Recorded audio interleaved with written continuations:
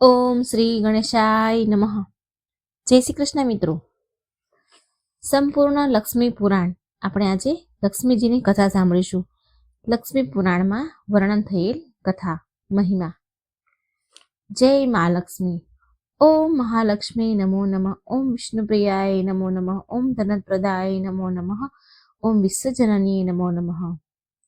મા લક્ષ્મી જે સંસારને વૈભવ અને સમૃદ્ધિ પ્રદાન કરે છે, એમની કૃપા જેના પર વરસી જાય તેના જીવનમાં ધન, સૌભાગ્ય અને ઐશ્વર્યનો અવિરળ પ્રવાહ વરસે છે. નિર્ધન પણ ક્ષણભરમાં રાજા બની શકે છે અને જેનાથી માં નિરાશ થઈ જાય એનો રાજમહેલ પણ વિરાન થઈ જાય છે. જે એમનો વાસ હોય છે ત્યાં કલેશ સમાપ્ત થઈ જાય છે. શાંતિ અને પ્રસન્નતાનો વાસ થાય છે. આ વિડીયોમાં આપણે સાંભળીશું લક્ષ્મી પુરાણની અદ્ભુત કથા, દિવ્ય લીલા અને લક્ષ્મીજીના વ્રતનું વર્ણન. આ કથા સાંભળવા માત્રથી દરેક મનોકામના પૂરી થાય છે અને મા લક્ષ્મીની કૃપા સદા તેમના ભક્તો પર વરસતી રહે છે. આ લક્ષ્મી પુરાણમાં આપણને દેવીની અનુપમ મહિમાથી જોડાયેલી કેટલીક અલૌકિક કથાઓ મળી આવે છે. આમાં એક કથા એવી છે કે જ્યાં ભગવાન શ્રી કૃષ્ણને પણ ભિક્ષા માંગવી પડી હતી. વિચારો, સમસ્ત જગતના સ્વામી પણ કેમ બન્યા ભિક્ષુક? આટલું જ નહીં, પણ આ પુરાણમાં માતા લક્ષ્મીના 8 સ્વરૂપો એટલે કે અષ્ટલક્ષ્મીના દિવ્ય રહસ્યોનું વર્ણન મળી આવે છે. આની સાથે આમાં એ પણ બતાવવામાં આવ્યું છે કે મા લક્ષ્મી અને ગણપતિજીની એક સાથે પૂજા કેમ કરવામાં આવે છે. અને આ વિડીયોના અંતમાં તમને બતાવીશ એક અદ્ભુત વિધિ અને વ્રત જેને કરવાથી માતા લક્ષ્મી પ્રસન્ન થાય છે અને સાધકના જીવનમાં સુખ, સૌભાગ્ય અને સમૃદ્ધિનો વાસ થાય છે, સ્થાયી નિવાસ રહે છે. તમને બધાને એક નાની એવી વિનંતી છે, જો તમે પણ મા લક્ષ્મીની કૃપા મેળવવા માંગો છો તો આ ચેનલને સબસ્ક્રાઈબ જરૂર કરી દેજો. વિડીયોને લાઈક કરજો જેથી મા લક્ષ્મીનો મહિમા વધુને વધુ લોકો સુધી પહોંચે. તો આવો શરૂ કરીએ મા લક્ષ્મીની પાવન કથા. મા લક્ષ્મીની ઉત્પત્તિ. એકવાર આરસી દુર્વાસા તેમના શિષ્યોની સાથે મહાદેવના દર્શન માટે શિવલોક જઈ રહ્યા હતા. એ જ માર્ગમાં સ્વર્ગના રાજા ઇન્દ્રદેવ પણ ઐરાવત પર બિરાજમાન થઈને ભ્રમણ કરી રહ્યા હતા. રસ્તામાં આરસી દુર્વાસાના મળવાથી સ્વર્ગ નરેશ ઇન્દ્રદેવ શિષ્ટાચાર પૂર્વક પ્રણામ કરે છે, સાથે કુશળ મંગળ સમાચાર પૂછે છે. સ્વર્ગ નરેશ ઇન્દ્રના સારા વ્યવહારથી આરસી દુર્વાસા ઋષિ બહુ પ્રસન્ન થયા. તેમણે પ્રસન્નતામાં ઇન્દ્રદેવને જગતના પાલનહાર ભગવાન વિષ્ણુ દ્વારા પ્રદત્ત મળેલ દિવ્ય પુષ્પમાળા અર્પણ કરી. ઇન્દ્રદેવે એ પુષ્પમાળા ઐરાવતના મસ્તક પર સજાવી દીધી. હવે દિવ્ય પુષ્પનું સ્પર્શ પામીને ઐરાવત તેજસ્વી અને ઓજસ્વી થઈ ગયું. એ જ ક્ષણે બધું જ ત્યાગીને વન પ્રસ્થાન કરી ગયો. આ જોઈ આરસી દુર્વાસાનો ક્રોધની સીમા ન રહી. તેમણે એ જ ક્ષણે ઇન્દ્રને સ્ત્રી વિહીન થવાનો શ્રાપ આપી દીધો. આરસી દુર્વાસાના શ્રાપથી સ્વર્ગલોકમાંથી લક્ષ્મી ચાલ્યા ગયા. લક્ષ્મી વિહીન થઈ ગયા. સ્વર્ગલોકનું ઐશ્વર્ય ખોવાઈ ગયું. આનો લાભ ઉઠાવીને દૈત્યોએ સ્વર્ગ પર આક્રમણ કર્યું. આ યુદ્ધમાં દેવતાઓની પરાજય થઈ. સ્વર્ગ નરેશ ઇન્દ્રદેવ અન્ય દેવતાઓ સાથે બ્રહ્માજી પાસે પહોંચ્યા. આ સ્થિતિની જાણ થતાં બ્રહ્માજીએ ભગવાન વિષ્ણુ પાસે જવાની સલાહ આપી. જગતના પાલનહાર ભગવાન વિષ્ણુને પહેલાથી જ આ જાણ હતી કે આરસી દુર્વાસાના શ્રાપથી સ્વર્ગલોક લક્ષ્મી વિહીન થઈ ગયું છે. એ સમયે ભગવાન વિષ્ણુએ દેવતાઓને સમુદ્ર મંથન કરવાની સલાહ આપી. કાલાંતરમાં દૈત્યોની સહાયતાથી દેવતાઓએ સમુદ્ર મંથન કર્યું. ત્યાં સમુદ્ર મંથન મંદરાચલ પર્વત અને વાસુકી નાગની મદદથી કરવામાં આવ્યું. એ જ સમયે જગતના પાલનહાર ભગવાન વિષ્ણુએ કચ્છપ અવતાર લઈ મંદરાચલ પર્વતને પોતાની પીઠ પર ધારણ કર્યું. એવું કહેવામાં આવે છે એ સમયે મંદરાચલ પર્વતને પોતાની શક્તિ પર અહંકાર આવી ગયો હતો.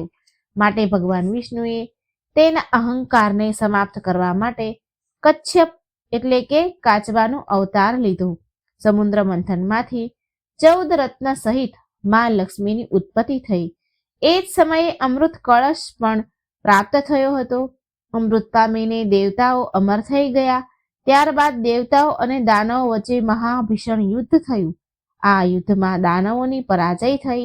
આ પ્રકારે સમસ્ત લોકમાં મા લક્ષ્મીનું પુનઃ આગમન થયું. મા લક્ષ્મી 4 ભુજાઓ વાળા દિવ્ય સ્વરૂપણી છે અને સદા કમળ પર બિરાજમાન છે. તેમના 2 હાથોમાં કમળ શોભે છે. મા લક્ષ્મી ત્રીજા હાથથી દાન આપે છે અને ચોથો હાથ સદા વર મુદ્રામાં રહે છે. આનો ગૂઢ મતલબ છે કે મા લક્ષ્મીની કૃપા નિરંતર તેમના સાધક પર વરસતી રહે છે. માતાના 8 અદ્ભુત સ્વરૂપ છે. મા લક્ષ્મીને અષ્ટલક્ષ્મી પણ કહેવાય છે. તેમનું વાહન ઘુવડ છે. પરંતુ શું તમે જાણો છો કે આ ઘુવડ વાહન મા લક્ષ્મીનું કેવી રીતે બન્યું? મહાલક્ષ્મી ક્ષીરસાગરમાં ભગવાન વિષ્ણુ સાથે શેષનાગની સૈયા પર બિરાજમાન રહેતા હતા. લક્ષ્મીજીનું વાહન સદા કમળ પુષ્પ રહ્યું છે, પરંતુ હજી સુધી તેમણે તેમનું વાહન નિશ્ચિત કર્યું ન હતું. ભગવાન વિષ્ણુ પાસે ગરુડ જેવું દિવ્ય પક્ષી હતું. ભગવાન શિવનું વાહન નંદી બળદ, માતા પાર્વતીને સિંહનું વાહન હતું, ઇન્દ્રદેવને ઐરાવત હાથીનું, કાર્તિકેયને મોરનું અને ગણેશજીને ઉંદરનું વાહન હતું. પોતાનું વાહન મા લક્ષ્મીએ હજી નક્કી કર્યું ન હતું. બધા દેવતાઓના વાહન નિશ્ચિત થઈ ગયા હતા. હવે પશુ પક્ષી પણ મનમાં ને મનમાં ઈચ્છતા હતા કે એ પણ કોઈ દેવતાનું વાહન બને, જેથી એનું જીવન પણ પવિત્ર થઈ જાય. બધા પક્ષીની દ્રષ્ટિ માતા લક્ષ્મી ઉપર હતી, કેમ કે એમનું વાહન હજી સુધી નક્કી થયું ન હતું. દેવી લક્ષ્મીએ હસીને કહ્યું, જે દિવસે હું પૃથ્વી પર ઉતરીશ એ સમયે જે સૌથી પહેલા મારી પાસે પહોંચી જશે એ જ મારું વાહન બની જશે. હવે શું? બધા પશુ પક્ષી ઉત્સુકતાથી દેવીના આગમનની વાટ જોવા લાગ્યા. દરેક વિચારી રહ્યા હતા કે તે સૌથી પહેલા મા લક્ષ્મી સુધી પહોંચશે. સમય વીત્યો અને એક દિવસ એક ઘડી પણ આવી ગઈ. અડધી રાતનો સમય હતો. અંધકાર ખૂબ ગાઢ હતો. ચંદ્રમા વાદળોમાં છુપાયેલા હતા. એવામાં દેવી લક્ષ્મી તેમના દિવ્ય રૂપમાં પૃથ્વી પર અવતરિત થયા. ચારેય બાજુ સુનકાર હતો. અંધારી રાતમાં કોઈને કંઈ દેખાઈ રહ્યું ન હતું. હરણ, હાથી, ઘોડા, વન્ય પક્ષી સૂઈ ગયા હતા. એ અંધારામાં એક જીવ તેની તીક્ષ્ણ દ્રષ્ટિથી જોઈ રહ્યું હતું. એ હતું ઘુવડ. ઘુવડની આંખો અંધારામાં પણ ચમકી રહી હતી. તેને દૂરથી જ ઓળખી ગયું કે દેવી લક્ષ્મી સ્વયં પૃથ્વી પર અવતરિત થઈ રહ્યા છે. પછી વાર કર્યા વિના ઘુવડ તેની પાંખો ફેલાવીને અતિ વેગેથી ઉડતું માતા લક્ષ્મીના ચરણોમાં પહોંચી ગયું. મા લક્ષ્મી હસ્યા અને બોલ્યા કે તું સૌથી પહેલા મારી પાસે પહોંચ્યું છે, માટે તું મારું વાહન બનીશ. મારું વાહન આજથી તું કહેવાઈશ. આવી રીતે ઘુવડ મા લક્ષ્મીનું વાહન બન્યું.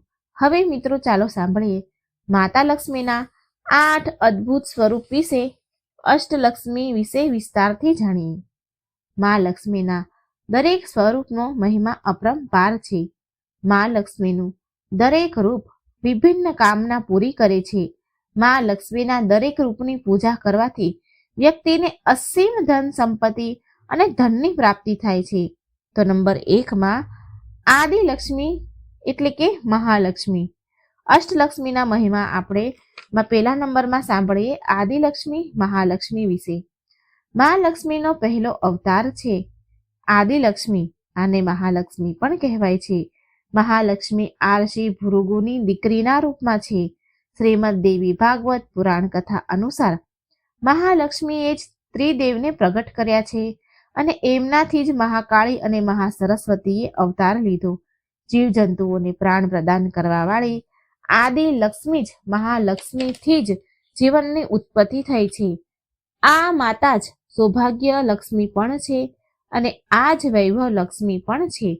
પરણેલી સ્ત્રી જો મહાલક્ષ્મીને સિંદૂર અર્પણ કરે અને પછી પોતે લગાવે તો આનાથી એને સદા સુહાગન રહેવાનો આશીર્વાદ મળે છે. જો તમે નિયમિત તમારા ઘરે મહાલક્ષ્મીની પૂજા કરો છો તો તમારા ઘરે ધન ધાન્યની કમી નથી રહેતી. બીજા નંબરમાં છે ધનલક્ષ્મી. ધનલક્ષ્મી જીવનમાં ધન અને યશની પ્રાપ્તિ માટે નિયમિત ધનલક્ષ્મીના રૂપમાં પૂજા કરવી જોઈએ. ધન અને યશની પ્રાપ્તિ માટે નિયમિત રૂપથી ધનલક્ષ્મીજીના સ્વરૂપની પૂજા કરવી જોઈએ. દેવી લક્ષ્મીનું આ સ્વરૂપ સમાજમાં કીર્તિ અપાવે છે. ધનલક્ષ્મીને પ્રસન્ન કરવા માટે શંખ, કોડી, કમળનું ફૂલ, મખણા, પતાશા, ખીર અને ગુલાબ ઇત્તર વગેરે અર્પણ કરવા જોઈએ. ત્રીજા નંબરમાં છે ધાન્યલક્ષ્મી. ધાન્યનો અર્થ છે અનાજ. ધાન્યલક્ષ્મી અનાજની દાત્રી છે. આ માને માં અન્નપૂર્ણાનું સ્વરૂપ પણ માનવામાં આવે છે. આ દેવી અન્ન સ્વરૂપમાં બિરાજમાન છે. ધાન્યલક્ષ્મીને પ્રસન્ન કરવાનો સૌથી સરળ ઉપાય છે કે ક્યારેય અન્નની બરબાદી ન કરવી, બગાડ ન કરવું. જે ઘરમાં અન્નનો અનાદાર નથી થતો ત્યાં અન્નના ભંડાર હંમેશા ભર્યા રહે છે. ચોથા નંબરમાં છે ગજલક્ષ્મી. માં ગજલક્ષ્મી કમળના ફૂલ પર હાથી પર બિરાજમાન છે. આ માતાને કૃષિ અને ઉર્વરતા એટલે કે ખેતીના દેવી કહેવાય છે.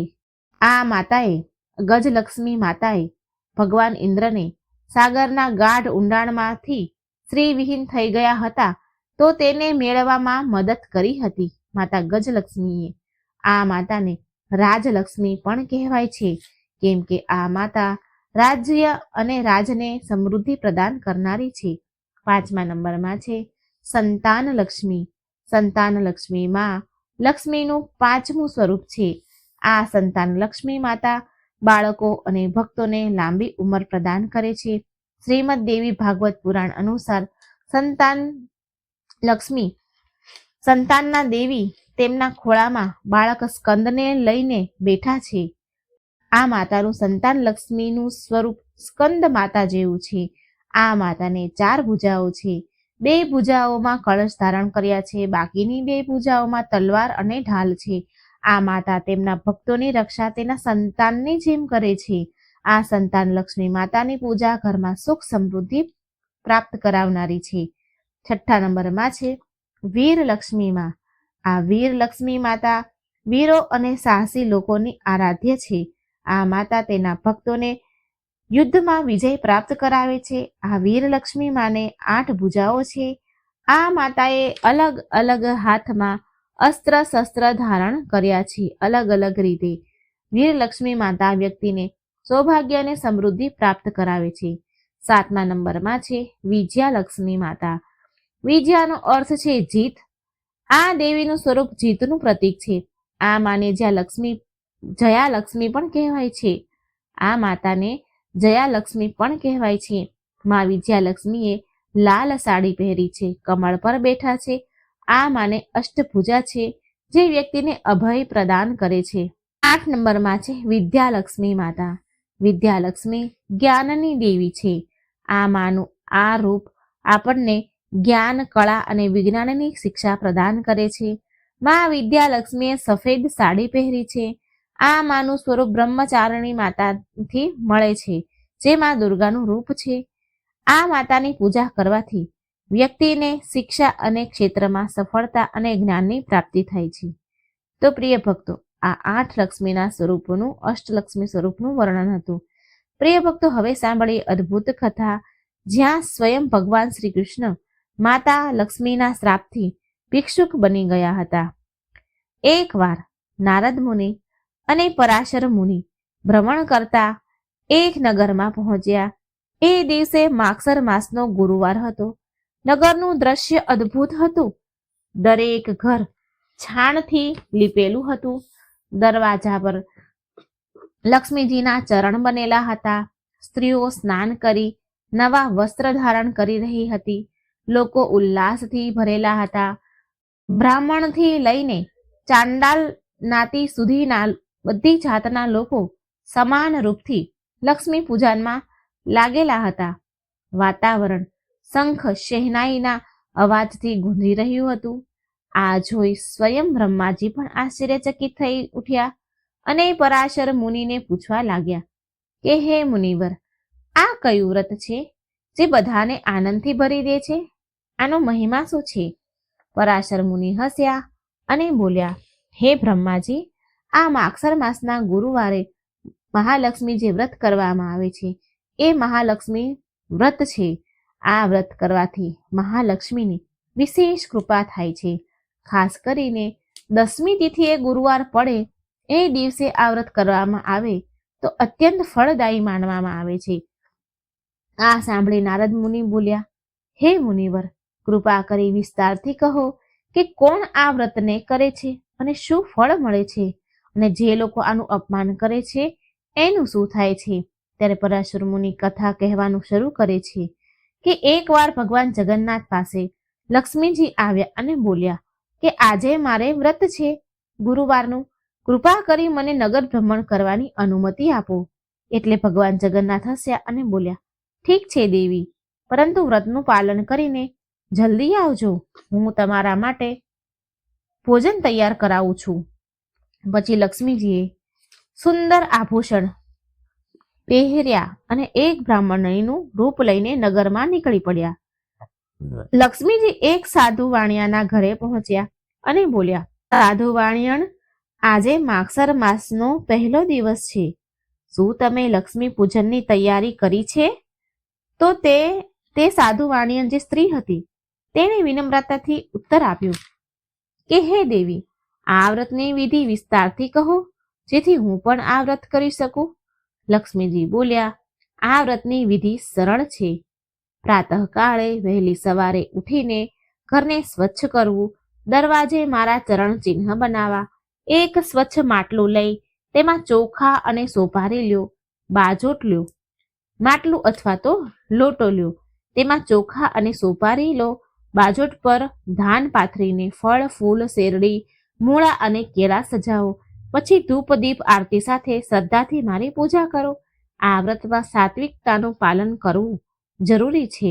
ગુરુવારે માંસાહારી ભોજન ન કરવું, વાસી ભોજન ન કરવું, તેલ ન લગાવવું, વાળ ન ધોવા અને તુલસી ન તોડવા, અશુદ્ધ ભોજન કરવું વર્જિત છે. જે આ નિયમોનું પાલન કરે છે તેના પર મારી કૃપા સદા રહે છે. નગર નગર ફરતા ફરતા મા લક્ષ્મીએ જ્યારે ચારે બાજુ દ્રષ્ટિ નાખી તો એનું હૃદય વ્યતીત થઈ ગયું, વ્યાકુળ થઈ ગયું. કેટલાક લોકો આળસમાં પડ્યા હતા તો કેટલાક ઘરના આંગણા ગંદકીથી ભર્યા હતા. કોઈ લોકો નગરમાં શુદ્ધ આચરણ વિના જીવન જીવતા હતા. બધી બાજુ તેમને લાપરવાહી અને અશુદ્ધતાનું દ્રશ્ય દેખાયું. માતાએ વ્યાકુળ થઈને વિચાર્યું કે જો મનુષ્ય સ્વચ્છતા અને નિયમોનું પાલન નથી કરતા તો હું આવા સ્થાન પર કેવી રીતે નિવાસ કરી શકું છું? જેના હૃદયમાં શ્રદ્ધા નથી ત્યાં મારો વાસ અસંભવ છે. આવા નિરાશા ભર્યા મન સાથે મા લક્ષ્મી આગળ વધ્યા અને અંતે એક નાના એવા ગામની વસ્તીમાં પહોંચ્યા. આ વસ્તી હતી ચંડાળોની. તો એક સ્ત્રી હતી, એક ચંડાળના ઘરે ગયા. તે ચંડાળ ભલે નીચી જાતિની હતી પણ તેનું મન અત્યંત પવિત્ર અને ભગવાન વિષ્ણુની ભક્તિથી ભરેલું હતું. વહેલી સવારે ઉઠી તે ચંડાળ સ્ત્રીએ ગાયનું છાણ લાવ્યું અને લીપ્યું, ઘરના દ્વારને લીપ્યું. ચારે બાજુ સુગંધ અને સ્વચ્છતા ફેલાઈ ગઈ. ચૂલો બનાવ્યો, કાચા ચોખા પકાવ્યા, દીવા પ્રગટાવ્યા અને આંગણામાં સુંદર રંગોળી બનાવી. તેણે ફળો, કંદમૂળ અને પ્રસાદને સજાવીને પૂરી શ્રદ્ધાભાવથી લક્ષ્મીનારાયણનું આવાહન કર્યું.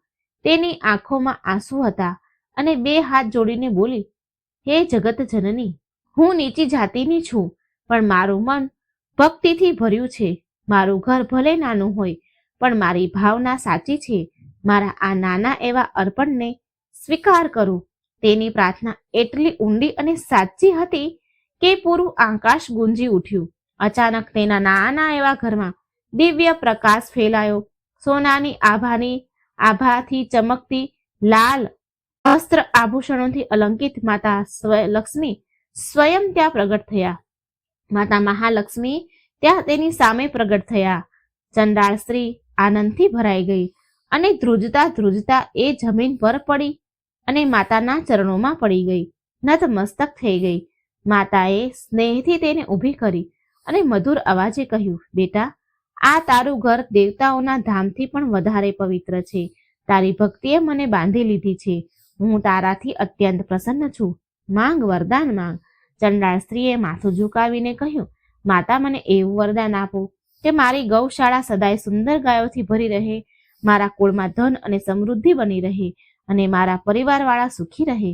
લક્ષ્મીજી હસ્યા અને બોલ્યા, બેટા, તારી ભક્તિ જોઈને મારું હૃદય આનંદથી ભરાઈ ગયું છે અને આ બધા જ વરદાન આપું છું તને. હું અમૃતત્વનું વરદાન આપવું મારા વશમાં નથી, પરંતુ જ્યાં સુધી તું જીવીશ ત્યાં સુધી સુખ સમૃદ્ધિનો આનંદ ઉઠાવીશ અને જ્યારે તું આ લોકથી વિદાય લઈશ ત્યારે તું સીધા વિષ્ણુ લોકધામ, મારા ધામમાં આવીશ, વિષ્ણુ લોકધામ પ્રાપ્ત કરીશ. આટલું કહીને માતા લક્ષ્મીએ આશીર્વાદ દીધા.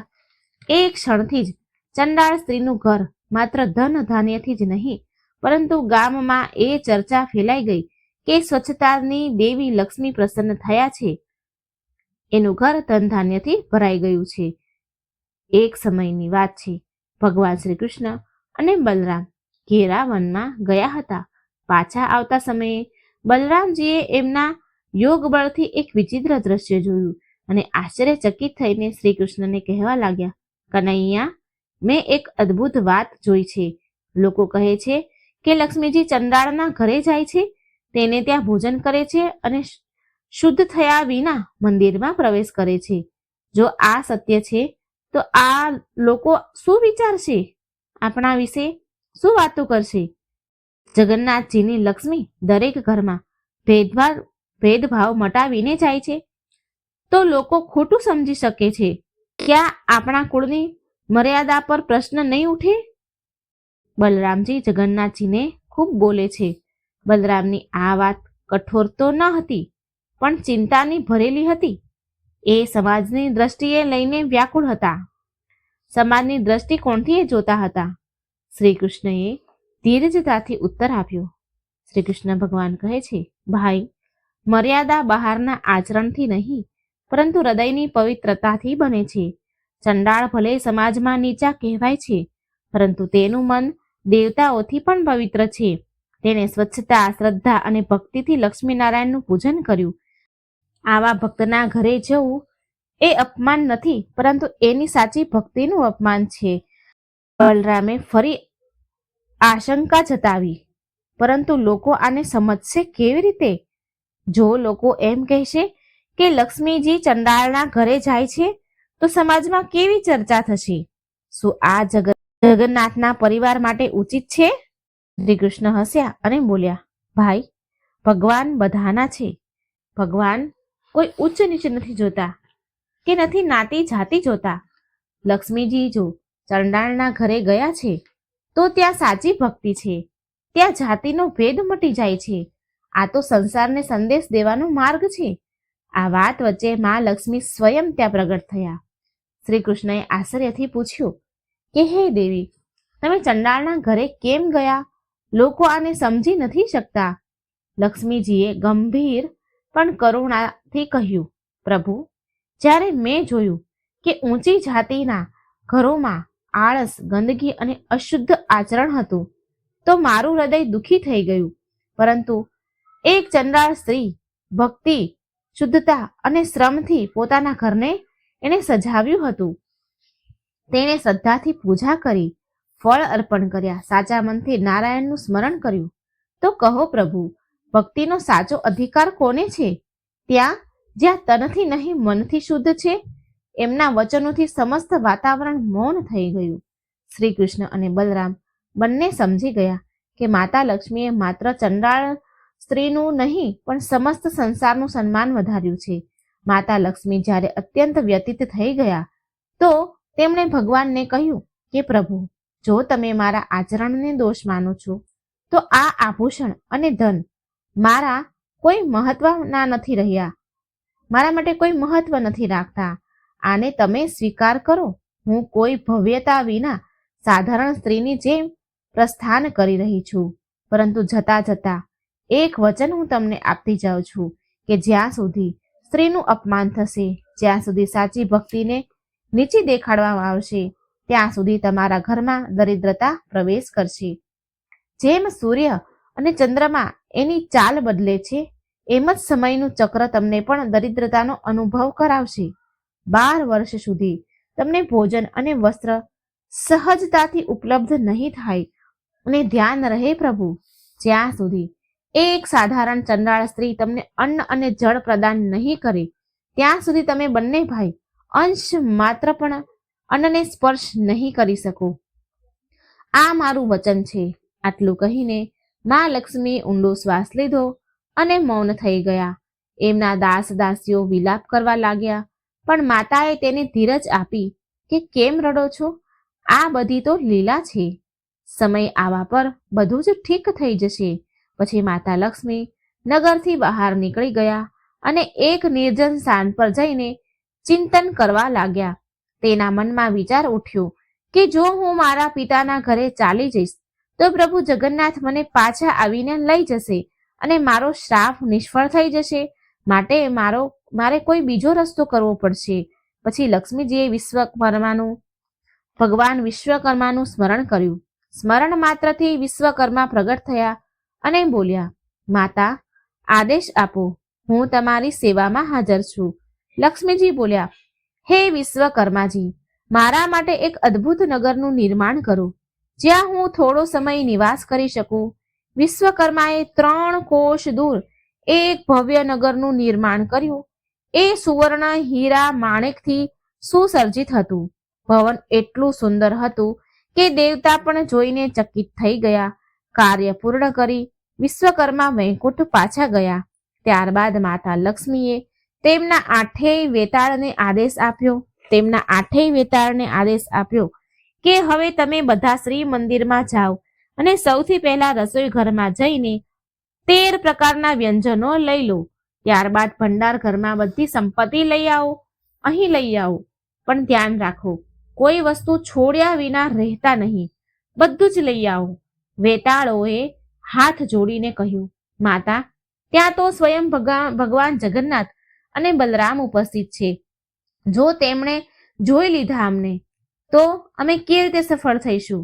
લક્ષ્મીજી હસ્યા અને બોલ્યા, ચિંતા ન કરો, હું નિંદ્રા દેવીને બોલાવીશ. એ બંને ભાઈઓ પર એવી ગાઢ નિંદ્રા નાખશે કે જેથી એ કંઈ જાણી નહીં શકે, એમને કંઈ જાણ નહીં થાય. વેતાળોએ માતાના આદેશનું પાલન કર્યું. જગન્નાથ અને બલરામ બંને ભાઈ ઊંડી નિંદ્રામાં સૂઈ ગયા. ત્યારે 8 વેતાળ મંદિર પહોંચ્યા. તેમણે રસોઈના બધા પકવાન ખાધા, વાસણોને એક જગ્યાએ ભેગા કર્યા અને પછી ભંડાર ઘરથી અસંખ્ય સંપત્તિ લાવીને માતા લક્ષ્મીના ચરણોમાં અર્પણ કરી. રાતના 16 પહોર સુધી વેતાળ આ કાર્ય કરતા રહ્યા. તેના પરિશ્રમથી મહાલક્ષ્મી અતિ પ્રસન્ન થયા અને માએ આશીર્વાદ આપતા કહ્યું કે તમે આજે મહાન કાર્ય કર્યું છે. હું તમને વરદાન આપું છું કે તમે વૈકુંઠ ધામ જઈ સદા સુખપૂર્વક નિવાસ કરો. લક્ષ્મીજી એકાંતમાં ચિંતન કરી રહ્યા હતા. તેમણે વિચાર્યું કે મારા શ્રાપનો પ્રભાવ ત્યારે જ થશે જ્યારે પ્રભુ અને બલરામ ભાઈ વાસ્તવમાં કષ્ટ ભોગવશે. એટલા માટે વાણી પર અને વિચાર પર નિયંત્રણ જરૂરી છે. આમ વિચારીને મા લક્ષ્મીએ મા સરસ્વતીનું આહ્વાન કર્યું. મા લક્ષ્મીનો પુકાર સાંભળતા જ વીણા વગાડતા મા સરસ્વતી પ્રગટ થયા. લક્ષ્મીજી બોલ્યા, હે વિદ્યાની દેવી, હવે તમે રાજ્ય, નગર અને ઘરે જાઓ. દરેક વ્યક્તિના કંઠમાં નિવાસ કરો અને એની વાણીને એવી બદલો કે તે ઈચ્છે ને તો પણ પ્રભુ જગન્નાથ અને બલરામજીની મદદ ન કરી શકે, તેને અન્ન પાણી ન આપે. જ્યારે એ બંને દુઃખમાં તડપશે ત્યારે જ એ મારું સ્મરણ કરશે. જ્યારે તે દુઃખી થઈને મને યાદ કરશે ત્યારે જ મારા શ્રાપનો પ્રભાવ પૂરો થશે. સરસ્વતી માએ આજ્ઞા સ્વીકાર કરી અને ત્યાં ચાલ્યા ગયા. જ્યારે જગન્નાથજી અને બલરામ નિંદરમાંથી જાગ્યા તો આશ્ચર્યચકિત રહી ગયા. ભગવાન બલરામ બોલ્યા, કનૈયા, આજે તો ઘરનું વાતાવરણ જ બદલાઈ ગયું છે. ના તો રસોઈમાં વ્યવસ્થા છે, ના રસોઈની કોઈ વ્યવસ્થા છે ના કોઈ સેવક કામ કરી રહ્યા છે. અહીં સુધી કે મુખ ધોવા માટે પાણી પણ ઉપલબ્ધ નથી. આ બધું શું થઈ રહ્યું છે? જગન્નાથ હસીને બોલ્યા, ભાઈ, જ્યારે ગૃહિણી જ ઘર છોડી દે છે તો ઘરનો આવો જ હાલ થાય છે. એ સ્વાભાવિક છે. આ બધું એટલા માટે થયું છે કારણ કે માતા લક્ષ્મી અહીંથી ચાલ્યા ગયા છે.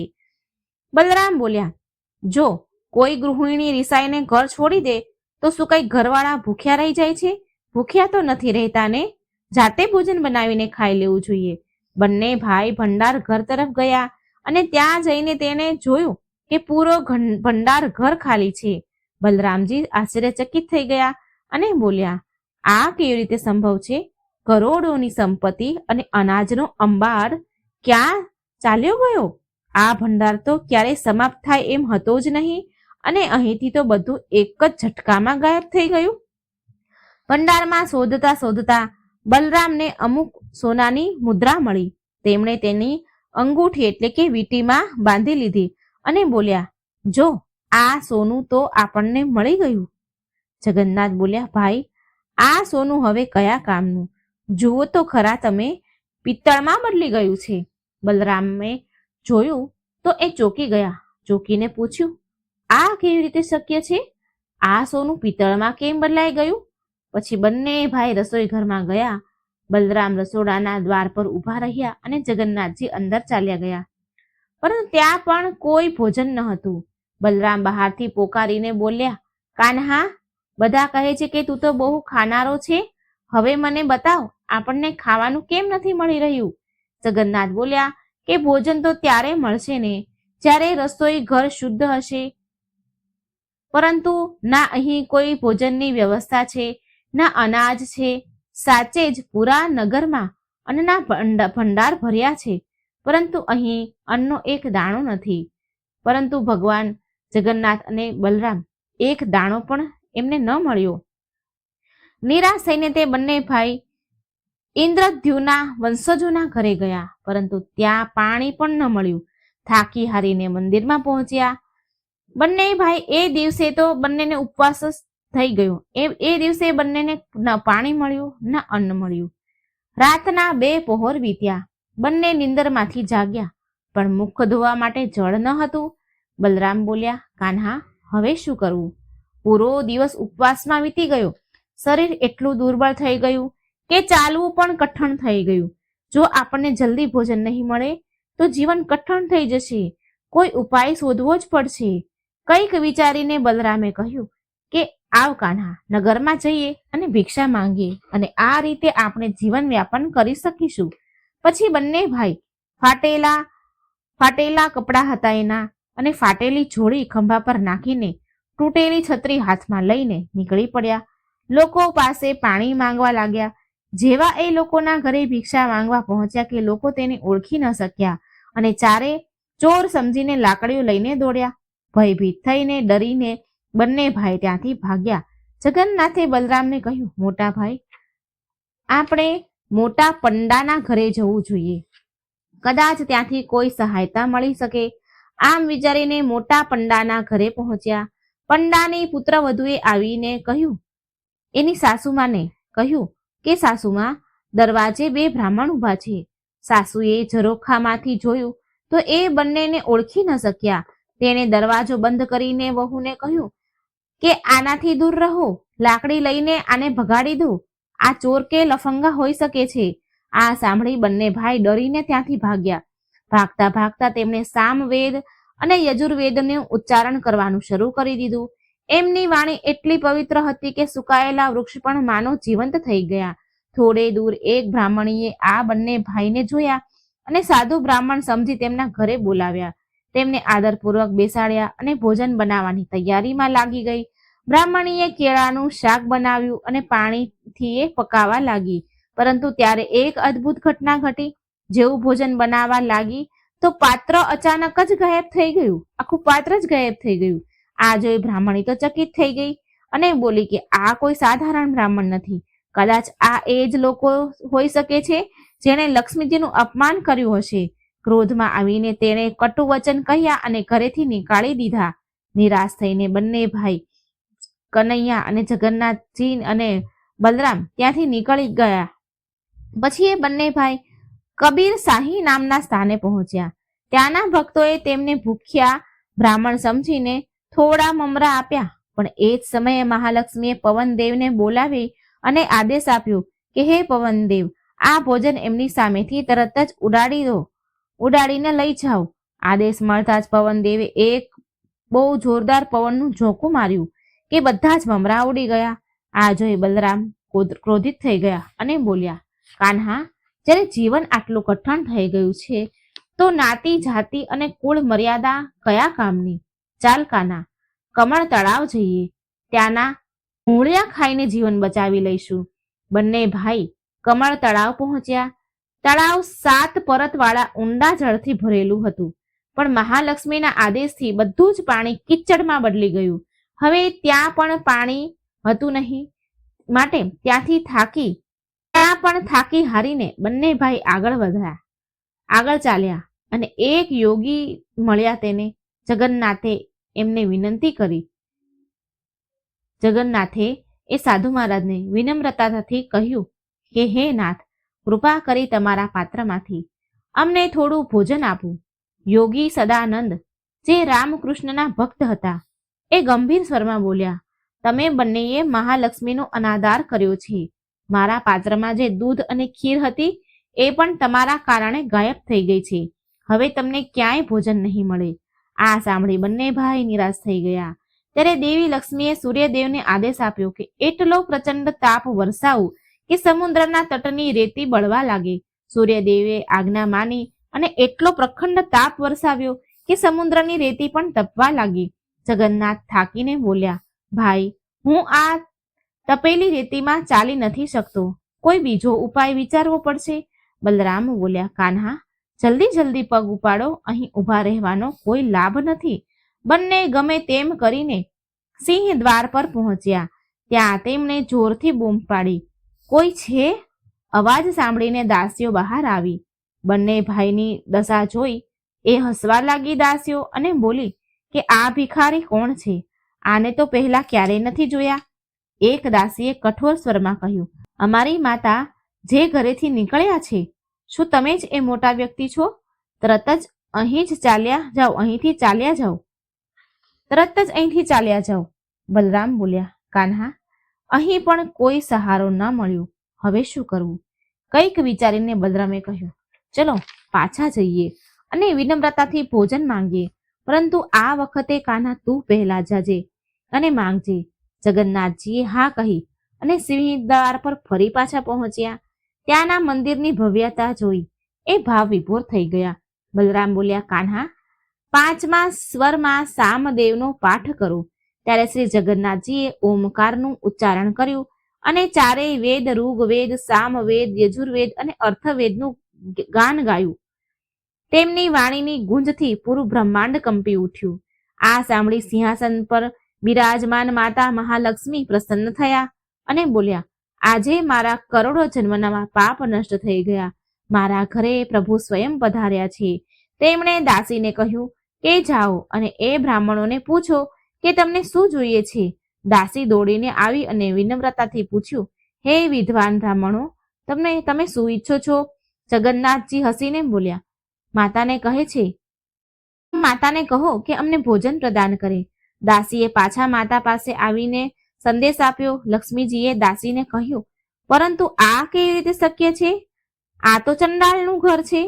બ્રાહ્મણ અહીં ભોજન કેવી રીતે કરશે? છતાંય તે વિચારમાં ડૂબ્યા અને સમાધાન નીકાળ્યું. તેમણે નવી હાંડી અને 10 પ્રકારના ભોજન બનાવવાની સામગ્રી આપી. ચોખા, સરસવનું શાક, કાચા કેળા, બટેકા, રીંગણા, દૂધી, દહીં, દૂધ, ગોળ, ચણા, સરસિયાનું ઘી, આ બધું જ આપ્યું. આ બધું જોઈ બંને ભાઈ ખુશ થઈ ગયા અને જાતે ભોજન બનાવવા લાગ્યા.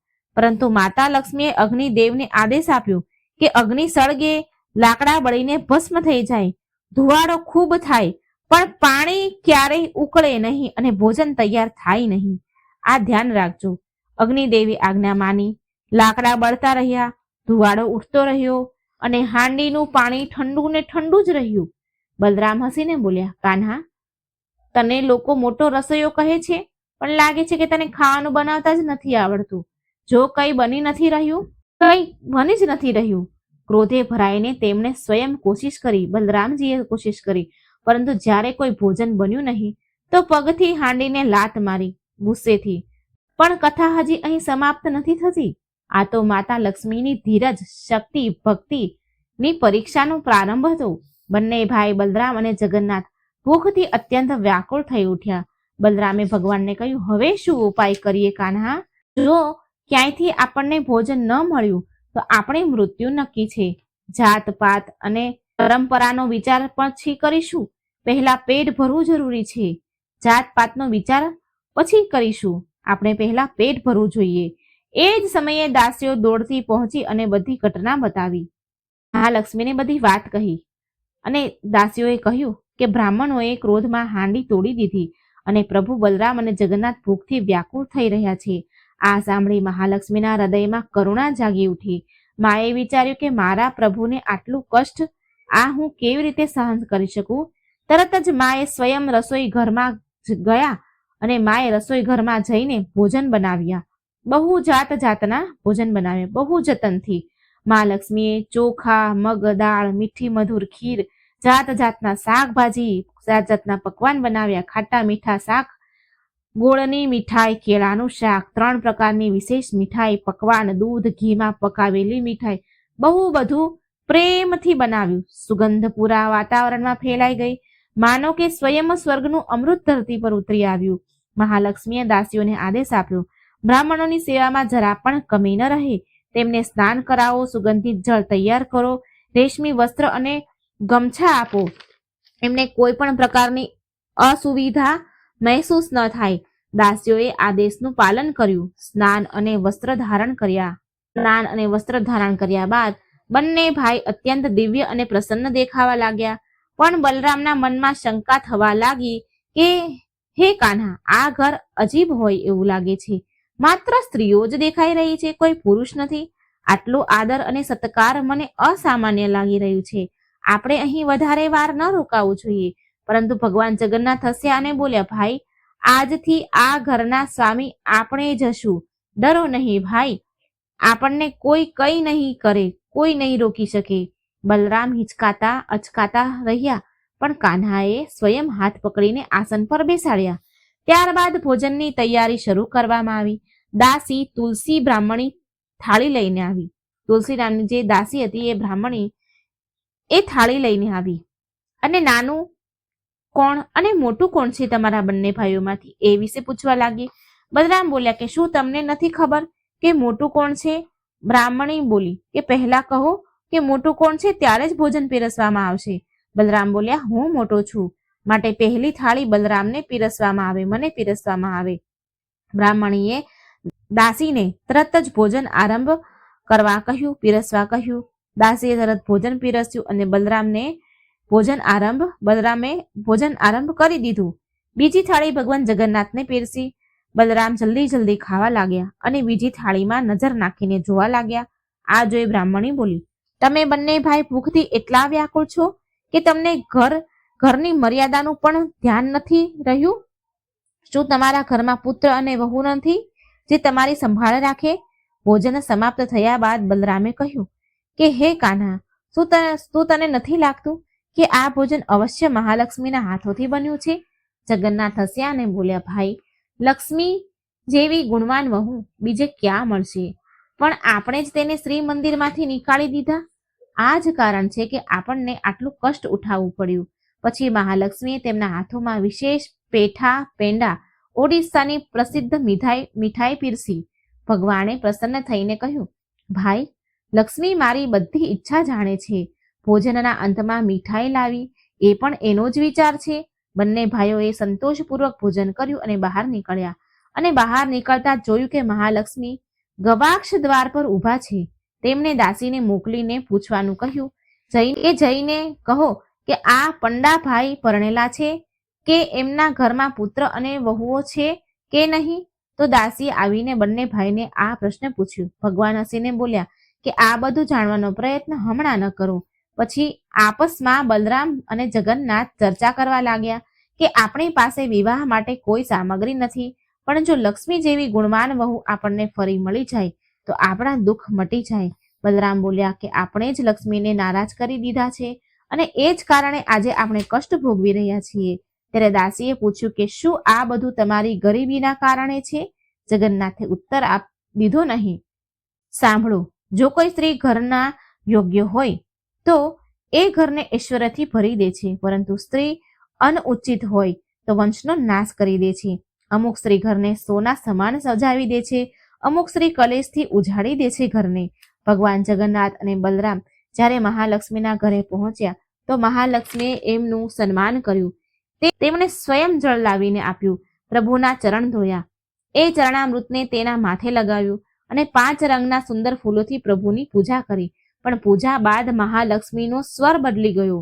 માં બોલ્યા, હે પ્રભુ, તમે મને ચંડાળ કહીને અપમાનિત કરી છે અને પછી મારા ઘરે જ આવો છો. શું આ ઉચિત છે? હવે બંને ભાઈ ચંડાળ અને વેતાળ બની ગયા છે. તમારા મોટા વાયદા અને વચન બંને વ્યર્થ છે. તમારા આ ભાઈચારા અને વ્યવહાર પર ધિક્કાર છે. મહાલક્ષ્મીના કઠોર વચનોને સાંભળીને ભગવાન જગન્નાથ મૌન રહ્યા. તેમણે કઈ જવાબ ન આપ્યો. થોડી વાર બાદ તેમણે શાંતિથી જવાબ આપ્યો કે હે જગત જનની, હવે આ માન અપમાનને છોડી દો. આ સંપૂર્ણ સૃષ્ટિ તમારી શક્તિ અને કૃપાથી ચાલે છે. કૃપા કરી મારી સાથે ચાલવા માટે તૈયાર થઈ જાઓ. જ્યારે જ્યારે તમે અમને તમારી કૃપાથી દૂર કર્યા છે ત્યારે ત્યારે અમે કષ્ટ પીડાથી ગુજર્યા છીએ. ત્યાં સુધી કે ભિક્ષા માંગવા સુધીની નોબત આવી છે. પણ છતાંય જગતે અમારી ભૂખ મટાડવા માટે આગળ આવીને અમારી સહાયતા કરી. પણ એ બધી તમારી કૃપાનો પ્રભાવ છે. સંસારમાં જો ક્યાંય સન્માન છે તો એ લક્ષ્મીજીના કારણે જ છે. પછી ભગવાન જગન્નાથે વરદાનની ઘોષણા કરી, જે કોઈ ગુરુવારના દિવસે આ પુરાણને સાંભળશે એના જન્મ જન્માંતરના પાપ નષ્ટ થઈ જશે. લક્ષ્મી પૂજાના દિવસે જે સ્ત્રી આ કથાને ગાઈને સંભળાવે છે એ આ જન્મમાં પતિવ્રતા બનીને વૈકુંઠ ધામને પ્રાપ્ત કરે છે. અને જે સ્ત્રી આ કથા બીજાને સંભળાવે છે એના પુણ્યનું અનુમાન લગાવવું અસંભવ છે. આ કહીને પ્રભુએ લક્ષ્મીજીનો હાથ પકડ્યો અને બોલ્યા, તમારું આ વરદાન યુગો યુગો સુધી સત્ય રહેશે. હવે ચાહે બ્રાહ્મણ હોય કે ચંડાળ, બધાને ભોજન મળશે અને બધાને આ નિયમ માનવો પડશે કે ભોજન કર્યા બાદ હાથ ધોવા અનિવાર્ય છે. આ જ ધર્મ હશે અને આ જ વ્યવસ્થા. ત્યારબાદ ભગવાન જગન્નાથ મોટા મંદિર તરફ આગળ વધ્યા. જેવા ચાંદ તેની ચમક સાથે આકાશમાં ઉગ્યા, પૂરા બ્રહ્માંડે એક અદ્ભુત દ્રશ્ય જોયું. સ્વયં ઇન્દ્રદેવ અને બ્રહ્મા સહિત બધા જ પ્રભુના ગુણ ગાવા લાગ્યા. પ્રભુના ગુણ ગાતા કરતા એમનું સ્વાગત કરવા લાગ્યા. વરુણદેવ અને કુબેરદેવ વેદોનો હાથમાં લઈને નૃત્ય કર્યું. અપ્સરાઓ રત્ના, ઉર્વશી, મેનકા, ચિત્રલેખા અને તુલસી માલા બધા દેવતાઓની સ્તુતિમાં નૃત્ય કરવા લાગ્યા. પૂરું આકાશ ભક્તિ અને આનંદથી ગુંજી ઉઠ્યું. ત્યારબાદ જગન્નાથ મંદિરમાં મહાલક્ષ્મી અને પ્રભુની પૂજા બહુ ધામધૂમથી થઈ. ભક્તોએ શ્રદ્ધા અને પ્રેમથી એમનું સ્વાગત કર્યું. લક્ષ્મીજીની ઉપસ્થિતિથી દરેક ભક્તનું જીવન ધન્ય થઈ ગયું અને એમના ઘરોમાં સુખ સમૃદ્ધિનો વાસ થયો. હવે આપણે અત્યંત પાવન કથા સાંભળવાના છીએ.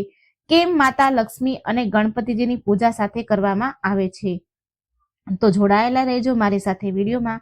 અંતમાં તમને દિવ્ય વ્રત અને તેની અદ્ભુત વિધિ બતાવવામાં આવશે, જે કરવા માત્રથી મા લક્ષ્મી સમસ્ત મનોકામના પૂરી કરે છે. ત્રિલોકમાં એકવાર દેવતાઓની બહુ મોટી સભા થઈ. બધા દેવગણ પોતપોતાના વૈભવ અને ગુણોના વર્ણન કરી રહ્યા હતા. ઇન્દ્ર બોલ્યા, મારી પાસે ઐરાવત હાથી છે, સ્વર્ગલોકની અપ્સરાઓ છે, અસંખ્ય રત્ન અને દિવ્ય મહેલ છે. વરુણદેવ બોલ્યા, મારી પાસે અનંત જળધારા, સમુદ્રનું સામ્રાજ્ય અને મોતી મણિઓના ખજાના છે. શિવજી હસીને બોલ્યા, મારું વાહન નંદી છે, કૈલાશ મારું ધામ છે અને મારો પુત્ર કાર્તિકેય અને ગણેશ સમસ્ત લોકના આરાધ્ય છે. ત્યાં ઉપસ્થિત બધા દેવતા પોતપોતાના સંતાનોનો ઉલ્લેખ કરીને ગર્વથી ખીલી ઉઠ્યા. પણ જ્યાં લક્ષ્મીજીનો વારો આવ્યો તો બધા બોલ્યા, લક્ષ્મીજી તો બધી જ સંપત્તિની અધિષ્ઠાતી દેવી છે, પરંતુ એમને કોઈ પુત્ર નથી. આ સાંભળી લક્ષ્મીજીનું હૃદય વ્યાકુળ થઈ ગયું, દુઃખી થઈ ગયું. એ વિચાર કરવા લાગ્યા કે હકીકતમાં મારી પાસે અનંત ધન છે, સુવર્ણ રત્નોના ભંડાર છે, પરંતુ માતૃત્વનું સુખ નથી. ધનથી સંસારને પ્રસન્ન કરી શકો છું, પરંતુ મા બનવાનું સૌભાગ્ય મારાથી દૂર છે. શું મારું જીવન અધૂરું રહી જશે? આ પીડાથી વ્યાકુળ થઈને લક્ષ્મીજી વૈકુંઠ ધામ પહોંચ્યા અને ભગવાન વિષ્ણુને કહ્યું કે હે પ્રભુ, મને બધું જ મળ્યું પણ પુત્ર સુખ નહીં. જ્યારે બધી દેવીઓ પોતાના પુત્ર સાથે જોવામાં આવે છે ત્યારે મને એકલાપણુંનો અનુભવ થાય છે. ભગવાન વિષ્ણુ કહે છે, કરુણાથી કહે છે, લક્ષ્મીજીને ઉઠાવ્યા. ભગવાન વિષ્ણુએ કરુણાથી લક્ષ્મીજીને ઉઠાવ્યા અને કહ્યું, હે પ્રિય, આ સંસારમાં કોઈ પણ પૂર્ણ નથી. જે જેની પાસે છે એ જ એનો વૈભવ છે. પણ તમારું હૃદય વ્યાકુળ છે, માટે હું તમને એક ઉપાય બતાવું છું. ગણેશજી અદ્વિતીય છે, બુદ્ધિ, વિવેક અને વિઘ્ન નાશક છે. જો તમે ઈચ્છો તો પુત્ર રૂપમાં તમે એને સ્વીકાર કરી શકો છો. આમ કરવાથી તમને માતૃત્વનું સુખ મળશે અને લોક પરંપરા સ્થાપિત થશે. લક્ષ્મીજીને આ વિચાર અત્યંત પ્રિય લાગ્યો. મા લક્ષ્મીએ સંકલ્પ કર્યો કે તે ગણેશજીને પુત્ર રૂપમાં સ્વીકાર કરશે. મા લક્ષ્મી કૈલાસ પર્વત પર પહોંચ્યા, જ્યાં શ્રી ગણેશ એમના ભક્તોને આશીર્વાદ આપી રહ્યા હતા. માતા લક્ષ્મીએ વિનમ્રતાથી તેમની પાસે જઈને કહ્યું, વત્સ ગણેશ, મેં તમને મારો પુત્ર માનવાનો નિર્ણય કર્યો છે. મારા જીવનમાં માતૃત્વનો અભાવ છે. જો તમે મારો ખોળો ભરી દો તો મારા માટે સૌથી મોટું સૌભાગ્ય હશે. માતા, આપ સ્વયં જગત જનની છો. શ્રી ગણેશ બોલ્યા, માતા, તમે સ્વયં જગત જનની છો. તમારો આશીર્વાદ જ મારા માટે બહુ છે. પરંતુ જો તમે મને પુત્ર રૂપમાં સ્વીકાર કરવા માંગો છો તો મારી એક શરત છે. લક્ષ્મીજી આશ્ચર્યથી પૂછવા લાગ્યા, વત્સ, કઈ શરત? હું જરૂર માનીશ. ગણપતિજી બોલ્યા, માતા, જ્યારે પણ તમારી પૂજા થાય તો મારી પૂજા તમારી સાથે કરવામાં આવે. કેમ કે માત્ર ધનની આરાધના થશે અને બુદ્ધિનો સંગ નહીં હોય તો એ ધન અહંકાર, ભોગ અને પતનનું કારણ બનશે. ધન ત્યારે મંગલકારી હોય છે જ્યારે એમાં વિવેક અને મર્યાદા જોડાય છે. માટે જ્યાં તમે હશો ત્યાં હું પણ પૂજામાં રહીશ. લક્ષ્મીજી પ્રસન્ન થયા અને બોલ્યા, વત્સ, આજથી તમે મારા પુત્ર છો. તમારી શરત હું હૃદયથી સ્વીકાર કરું છું. હવેથી જ્યારે પણ પૂજા થશે, લક્ષ્મી પૂજા થશે તો ગણેશ પૂજા સાથે જ થશે. એ દિવસથી આ પરંપરા સ્થાપિત થઈ. દિવાળીની રાત હોય કે શુભ કોઈ અવસર હોય, વિવાહ, ગૃહ પ્રવેશ, વ્યાપાર ધંધાની શરૂઆત, બધી જગ્યાએ લક્ષ્મીજી અને ગણેશજીની સંયુક્ત પૂજા થાય છે. હવે આપણે સાંભળીશું એક એવું વ્રત જેને કરવાથી અપાર ફળની પ્રાપ્તિ થાય છે અને મા લક્ષ્મીની કૃપા હંમેશા જીવનભર બની રહે છે. શુક્રવારે રાખવામાં આવતું આ વૈભવ લક્ષ્મી વ્રત કહેવાય છે. માન્યતા છે કે આ વ્રત સ્ત્રી કે પુરુષ કોઈ પણ કરી શકે છે. આ વ્રત જે સાચા મનથી કરે છે એના જીવનમાં ધન, સુખ અને સમૃદ્ધિ ક્યારે ઓછી નથી થતી અને મા લક્ષ્મીના આશીર્વાદ ઘર પરિવારમાં સદાય રહે છે, સદાય વૈભવ રહે છે. આ દિવસે સ્ત્રી પુરુષ મા લક્ષ્મીની પૂજા કરે છે. સફેદ ફૂલ અને સફેદ ચંદન અર્પણ કરવામાં આવે છે. ખીરનો ભોગ લગાવવામાં આવે છે. પછી એ જ પ્રસાદના રૂપમાં ગ્રહણ કરવામાં આવે છે. ઉપવાસ કરનારે માત્ર એક સમય ભોજન કરવું જોઈએ. કહેવાય છે, જે ભક્ત વૈભવ લક્ષ્મી વ્રત સાથે લક્ષ્મી યંત્રની સ્થાપના કરે છે, તેની નિયમિત પૂજા કરે છે, એને વ્યાપારમાં પ્રગતિ અને ધનમાં વૃદ્ધિ થવાનો આશીર્વાદ મળે છે. હવે આપણે સાંભળીએ વૈભવ લક્ષ્મી વ્રતની કથા. એક ઘણું મોટું શહેર હતું. આ શહેરમાં લાખો માણસો રહેતા હતા. પહેલાના જમાનામાં માણસો એકબીજાની સાથે રહેતા અને બેસતા, પણ નવા જમાનામાં માણસોનો સ્વભાવ કંઈક જુદો છે. આ શહેરના માણસો સૌ પોતપોતાના કામમાં ગુલતાન હતા. કુટુંબના માણસોને પણ કોઈ કોઈની પડી ન હતી. ભજન, કીર્તન, ભક્તિ, પરોપકાર, દયા, માયા આવા સંસ્કાર ઓછા થઈ ગયા હતા. શહેરમાં બદીઓનો પાર ન હતો. દારૂ, જુગાર, રેસ, સટ્ટો, વ્યભિચારી, ચોરી વગેરે ગુનાઓ શહેરમાં થતા હતા. કહેવત છે કે હજારો નિરાશામાં એક અમર આશા છુપાઈ છે. તમે આટલી બધી બદીઓ છતાં શહેરમાં કોઈ સારા માણસો તો પણ રહેતા હતા. આવા સારા માણસોમાં શીલા અને તેના પતિનો સંસાર ગણાતો હતો. શીલા ધાર્મિક વૃત્તિ અને સંતોષી હતી. તેનો પતિ પણ વિવેકી અને સુશીલ હતો. શીલા અને તેનો પતિ ઈમાનદારીથી જીવતા હતા. તેઓ કોઈની નિંદા કુટલી કરતા ન હતા. પ્રભુ ભજનમાં સુખીથી સમય પસાર કરતા હતા. એમનો સંસાર આદર્શ સંસાર હતો અને શહેરના લોકો એમના સંસારના વખાણ કરતા હતા. શીલાનો સંસાર આવી રીતે સુખમાં ચાલી રહ્યો હતો, પણ કહ્યું છે ને કે કર્મની ગતિ ન્યારી છે. વિધાતાએ લખેલા લેખ કોઈ વાંચી શક્યું નથી. માણસનું ભાગ્ય ઘડીમાં રાજાને રંગ અને રંગને રાજા બનાવી દે છે. શીલાના પતિના આગલા જન્મના કર્મ ભોગવવાના બાકી હશે. તે તેને નબળી સોબત પર લઈ ગયા અને તેને નબળી સોબત થઈ ગઈ અને કહ્યું કે સોબત તેવી અસર એ ન્યાય તેને રાતોરાત કરોડપતિ થવાના સપના દેખાડવા માંડ્યા. નબળી સોબતના કારણે રાતોરાત કરોડપતિ થવાના એ સપના જોવા માંડ્યું. આથી તે અવળે ધંધે ચડી ગયો અને કરોડપતિ થવાને બદલે રોડપતિ બની ગયો. રસ્તે રખડતા ભિખારાઈ જેવી હાલત થઈ ગઈ. શહેરમાં દારૂ, જુગાર, રેસ, સટ્ટો, ચરસ, ગાંજો વગેરે બધી ખરાબ આદતો હતી, બંદીઓ હતી, બરાબર ફૂલી ફાલી હતી. તેમાં શીલાનો પતિ પણ ફસાયો. ભાઈ બંધ દોસ્તાર સાથે તેને દારૂ પીવાનો ચસ્કો લાગ્યો. રાતોરાત પૈસાદાર થવાના લોભે દોસ્તોની ચડામણીએ તેને રેસ, જુગાર વગેરે રમવાનો શોખ જાગ્યો. એટલે થોડા ઘણા બચેલા પૈસા, બૈરીના દાગીના બધું જ રેસ જુગારમાં ગુમાવી દીધું. આમ એક સમય એવો હતો કે સુશીલ પત્ની શીલા સાથે આનંદ કિલ્લોલથી રહેતો હતો અને પ્રભુજનમાં સુખ સમય પસાર કરતો હતો. તેને બદલે ઘરમાં દરિદ્રતા અને ભૂખમરો ફેલાઈ ગયો. ત્યાં સુખીથી ખાવા પીવાને બદલે તેને 2 ટક ભોજનના પણ ફાફા મળવા લાગ્યા અને શીલાને પતિની ગાળો ખાવાનો વખત આવ્યો. શીલા સુશીલ અને સંસ્કારી સ્ત્રી હતી. તેને પતિના વર્તનથી ખૂબ જ દુઃખ થતું, પણ તે ભગવાન પર ભરોસો રાખીને મોટું મન કરીને દુઃખ સહન કરવા લાગી. કહ્યું કે સુખ પછી દુઃખ અને દુઃખ પછી સુખ તો આવે જ છે, એટલે દુઃખ પછી સુખ આવશે. એવી શ્રદ્ધા સાથે પ્રભુ ભક્તિમાં લીન રહેવા લાગી. આ રીતે શીલા અસહ્ય દુઃખને સહન કરતા કરતા પ્રભુ ભક્તિમાં દિવસો પસાર કરતી. એક દિવસ બપોરે તેના બારણે આવીને કોઈ ઊભું રહ્યું. શીલા વિચાર કરવા લાગી કે મારું તો દુઃખ અને દરિદ્રનું ઘર છે, મારે ત્યાં કોણ આવ્યું આ વખતે? તેમ છતાં બારણે આવેલાને આદર કરવો આવા આર્ય ધર્મના સંસ્કારથી રંગાયેલી હોય તેણે ઊભા થઈને બારણું ઉઘાડ્યું. જોયું તો સામે એક માજી ઉભેલા હતા. માજી ઉંમરે મોટા દેખાતા હતા, પણ એમના ચહેરા પર અપાર તેજ નીતરતું હતું. એમની આંખોમાંથી જાણે અમૃત ઝરતું હતું. એમનો ભવ્ય ચહેરો કરુણા અને પ્રેમથી છલકાતો હતો. તેમને જોતા જ શીલાના મનમાં અપાર શાંતિ વળી. જોકે તે માજીને ઓળખતી ન હતી, છતાં માજીને જોતા જ તેના મનમાં આનંદ થઈ ગયું. તેણે માજીને આવકાર આપીને ઘરમાં બેસાડ્યા. એકમાત્ર રહેલી ફાટી તૂટેલી સાદડી પર સંકોચથી બેસાડ્યા.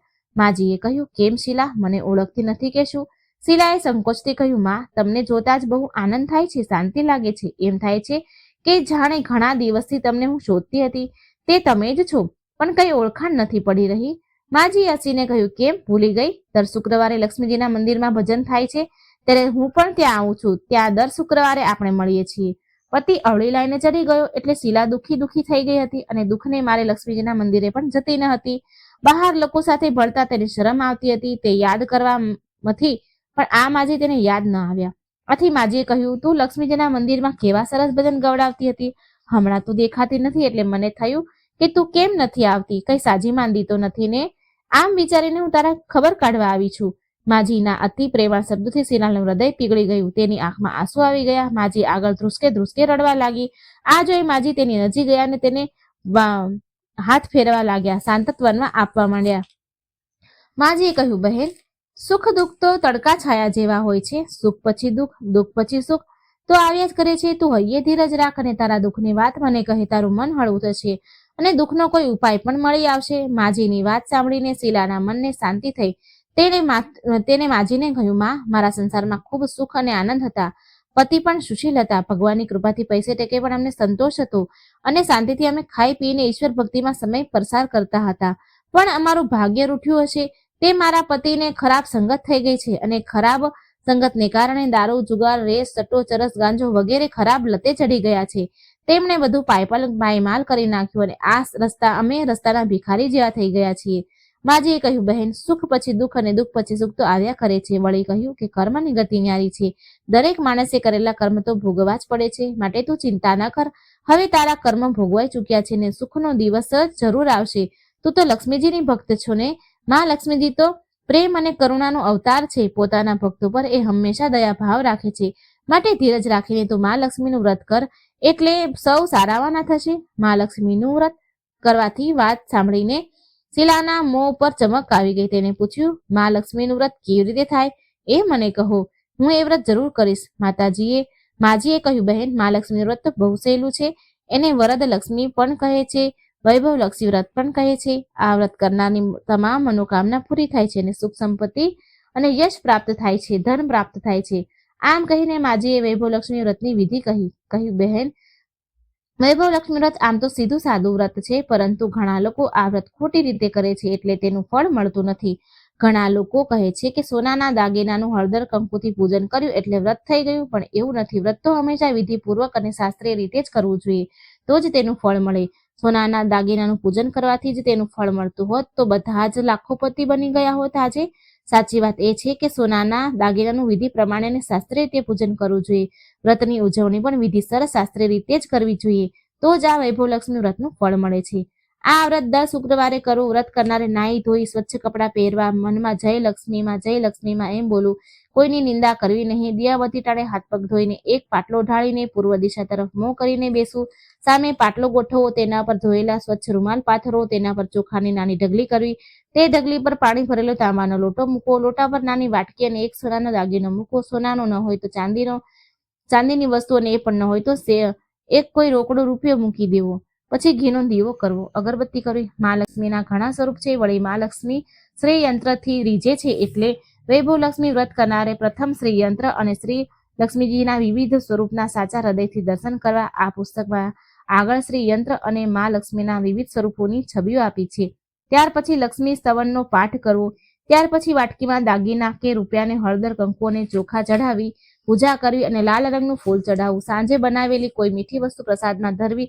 ન બનાવી હોય તો ગોળ અથવા સાકર ચાલે. પછી આરતી ઉતારવી અને 11 વાર સાચા હૃદયથી જય લક્ષ્મીમાં બોલું. પછી પ્રસાદ વહેંચવો. ત્યારબાદ વાટકીમાં દાગીનો કે રૂપિયો કાઢી લેવો. લોટાનું પાણી તુલસીના ક્યારે રેડી દેવું. ચોખા પક્ષીઓને નાખી દેવા ચણમાં. આમ શાસ્ત્રીય વિધિથી વ્રત કરવાથી તેનું ફળ અચૂક મળે છે. આ વ્રતના પ્રભાવથી સર્વ પ્રકારના દુઃખ દૂર થઈને ધનની રેલમછેલ થાય છે. સંતાન ન હોય તેને સંતાન પ્રાપ્તિ થાય છે. સૌભાગ્યવતી સ્ત્રીનું સૌભાગ્ય અખંડ રહે છે. કુંવારી કન્યાના કોડ પૂરા થાય છે. શીલા આ સાંભળી ખુશખુશ થઈ ગઈ. પછી પૂછ્યું, માં, મને વૈભવલક્ષ્મી વ્રતની વિધિ બતાવી તે હું જરૂર કરીશ. આ વ્રત કેટલા વખત કરવું અને તેનું ઉજવણું કેવી રીતે કરવું, કૃપા કરી મને કહું. માજીએ કહ્યું, ઘણા લોકો કહે છે આ વ્રત ગમે તેમ કરો, પરંતુ એ વાત સાચી નથી. વૈભવલક્ષ્મી વ્રત મા લક્ષ્મીનું વ્રત છે. તે 11 કે 21 શુક્રવાર સુધી કરવાનું હોય છે. આપ જેટલા શુક્રવારની માનતા માની હોય એટલા શુક્રવાર આ વ્રત કરવું. વ્રતના છેલ્લા શુક્રવારે શાસ્ત્રીય વિધિ પ્રમાણે વ્રતનું ઉજવણું કરવું. ઉજવણામાં છેલ્લા શુક્રવારે દર શુક્રવારે કરીએ છીએ તેમ આ વ્રતની પૂજન વિધિ કરવી. નાળિયેર વધેરું, પણ તે દિવસે ખીરનો જ પ્રસાદ ધરાવો. તે પછી 7 કુંવારી કે સૌભાગ્યવતી બહેનોને કંકુનો ચાંદલો કરો. વૈભવલક્ષ્મી વ્રતની એક ચોપડી ભેટમાં આપી અને ખીરનો પ્રસાદ આપો. પછી વૈભવલક્ષ્મી સ્વરૂપ માતાની છબીને વંદન કરવું. મા લક્ષ્મીનું આ સ્વરૂપ વૈભવ આપનારું છે. વંદન કર્યા પછી મનોમન પ્રાર્થના કરવી કે હે મા ધનલક્ષ્મી, મેં સાચા હૃદયથી તમારું વૈભવલક્ષ્મી વ્રત કર્યું છે, તો હે માતાજી, અમારું કલ્યાણ કરજો, અમારા મનની વાત પૂરી કરજો. ધન વગરનાને ધન દેજો, સંતાન વગરનાને સંતાન દેજો, સૌભાગ્યવતી સ્ત્રીનું સૌભાગ્ય અખંડ રાખજો, કુંવારી ના કોડ પૂરા કરજો, તમારું વ્રત કરનારનું ગયેલું સુખ પાછું આપજો અને અમને સૌને સુખી કરજો. આમ બોલી લક્ષ્મીજીના વૈભવલક્ષ્મી ધનલક્ષ્મી સ્વરૂપને વંદન કરવું અને આંખે આંચકા લેવી. માજી પાસેથી વૈભવલક્ષ્મી વ્રતની વિધિ સાંભળીને શીલાએ આંખો બંધ કરીને મનમાં ને મનમાં સંકલ્પ કર્યો કે હું પણ માજીના કહ્યા પ્રમાણે શ્રદ્ધાથી વિધિપૂર્વક શાસ્ત્રીય રીતે વૈભવલક્ષ્મી વ્રત કરીશ. 21 શુક્રવાર સુધી કરીશ અને તેનું શાસ્ત્રીય વિધિથી ઉજવણું કરીશ. શીલાએ સંકલ્પ કરીને આંખો ખોલી તો કોઈ ન મળે. તે નવાઈ પામી કે માજી ક્યાં ગયા. આ માજી બીજું કોઈ નહીં પણ સાક્ષાત લક્ષ્મીજી હતા. શીલા લક્ષ્મીમાની ભક્ત હતી, એટલે તેઓ ભક્તને રસ્તો બતાવવા આવ્યા હતા માજીનું સ્વરૂપ લઈને. શીલા પાસે બીજા જ દિવસે શુક્રવાર હતો. સવારે નાહી ધોઈને મનમાં ને મનમાં શ્રદ્ધાથી તે જય લક્ષ્મીમાંનું રટણ કરવા માંડી. આખો દિવસ કોઈની નિંદા કુટલી કરી નહીં. સાંજ પડી એટલે દીવાટાણું થયું, એટલે હાથ પગ ધોઈ શીલા પૂર્વ દિશા તરફ મોં કરીને બેઠી. ઘરમાં સોનાના દાગીના તો ઘણા હતા, પણ પતિદેવે ખરાબ સોબતે ચડીને વેચી નાખ્યા હતા, ગીરવે મૂકી દીધા હતા. છતાં નાકની એક જળ રહી ગઈ હતી, તે કાઢીને ધોઈને તેને વાટકીમાં મૂકી. પાટલા પર રૂમાલ પાથરી ચોખાની ઢગલી કરી, તાંબાનો પાણી ભરેલો લોટો મૂક્યો, તેમાં જળવાળી વાટકી મૂકી. પછી માજીએ જે વિધિ બતાવી તે વિધિ પ્રમાણે વૈભવલક્ષ્મી વ્રત કર્યું. ઘરમાં ચપટી ખાંડ હતી, તેનો પ્રસાદ ધરાવ્યો અને જ્યાં એ પ્રસાદ પતિને ખવડાવ્યો ત્યાં જ પતિના સ્વભાવમાં ફરક પડી ગયો. તે દિવસથી તેને મારઝૂડ કરવાનું એના પતિએ બંધ કરી દીધું અને તેને તો ખૂબ આનંદ થયો. શીલાએ પૂરી શ્રદ્ધા ભક્તિથી 21 શુક્રવાર વૈભવલક્ષ્મી વ્રત કર્યું. 21મા શુક્રવારે માજીના કહ્યા મુજબ ઉજવણું કર્યું. 7 સ્ત્રીઓને વૈભવલક્ષ્મી વ્રતની 7 ચોપડી ભેટ આપી. માતાજીના ધનલક્ષ્મી સ્વરૂપની છબીને વંદન કરી ભાવથી પ્રાર્થના કરી, હે મા ધનલક્ષ્મી, મેં તમારા વૈભવલક્ષ્મી વ્રતનું માનતા માનેલી હતી તે વ્રત આજે મેં પૂરું કર્યું છે. હે માં કલ્યાણ કરજો, અમારા મનની વાત પૂરી કરજો. ધન વગરનાને ધન દેજો, સંતાન વગરનાને સંતાન દેજો.